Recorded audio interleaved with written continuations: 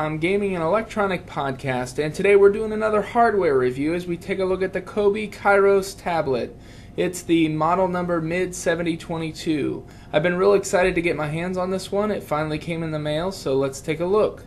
Right here on the box you'll see that the device is running Android 2.3. It has a capacitive multi-touch screen that is 7 inches in a viewing angle. It's also got 4 gigabytes of storage and a front-facing camera, and those seem to be the big selling points for Coby.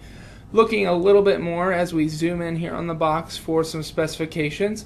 Memory, it is, as mentioned, the 4 gigabyte flash, but the big deal is that this can be expanded up to 32 gigabytes via micro SD card. Has the 7-inch 800 by 480 WVGA widescreen. It runs a A8 1 gigahertz processor with 512 megabytes of DDR3 RAM, so it's a speedy processor.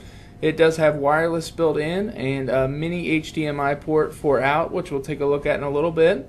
It's also got pretty high quality audio out, a front facing camera, built-in microphone speaker.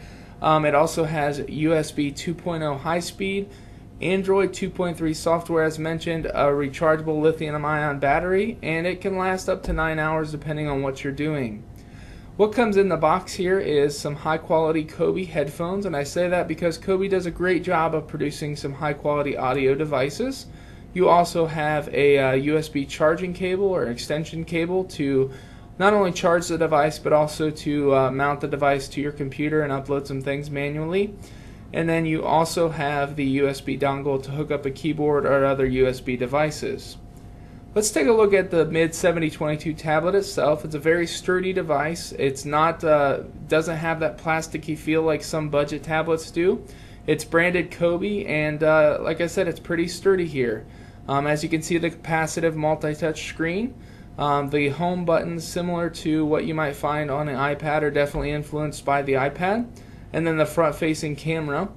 And it does run Android 2.3, so one of the things is it has to accommodate for an interface built for a phone. So on top we have 2 buttons, a home button and a menu button, and those kind of serve as a back or taking you to the menu.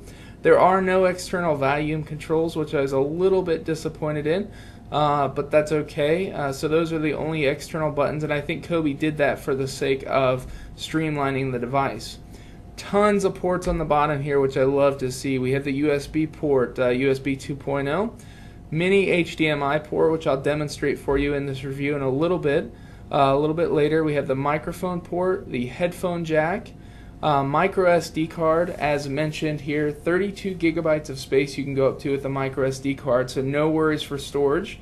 The power adapter here, and then also the little LED light with the power button to turn the device on. So lots of ports here on the device. A couple other things I wanted to show you as well.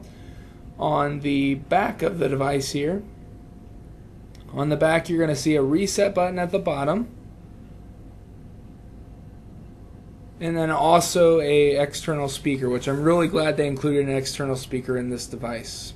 Alright, well, let's go ahead and fire up the device here, and I've turned the lights off so you can see it better. The first thing you're going to notice is that everything kind of looks a little stretched, and that's because this operating system, Android 2.3, was developed for a phone, and unless you're like Amazon and kind of mask that over with the Kindle, it's going to look a little bit big and bulky on a screen like this, but it doesn't look bad. I don't want to come across the wrong way there. It really doesn't look bad. Just wanted to show you and just be honest up front, it looks a little stretched. And so here you're going to see the front-facing camera. I'll go ahead and kick the lights back on so you can see it.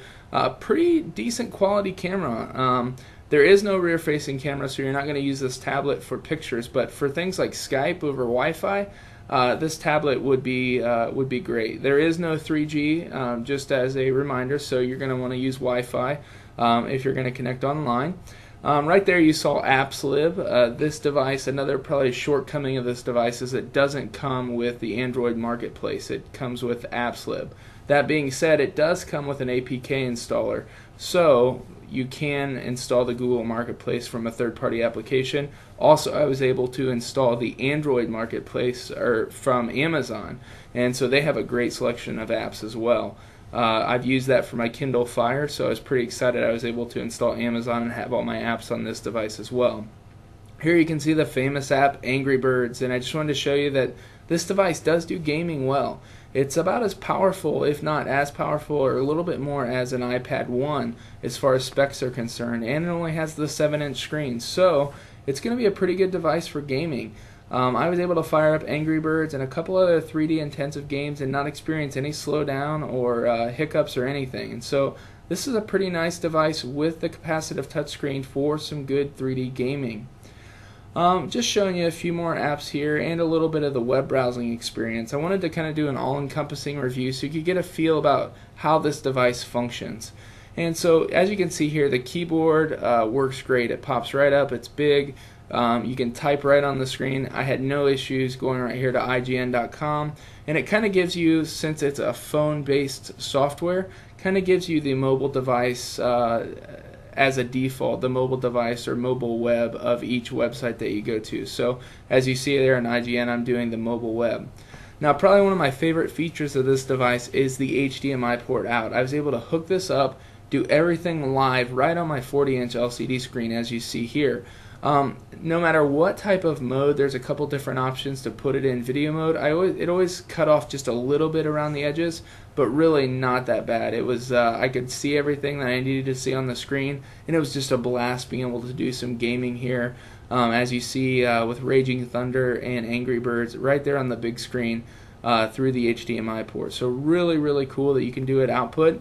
Also, this device does Netflix, as you see here.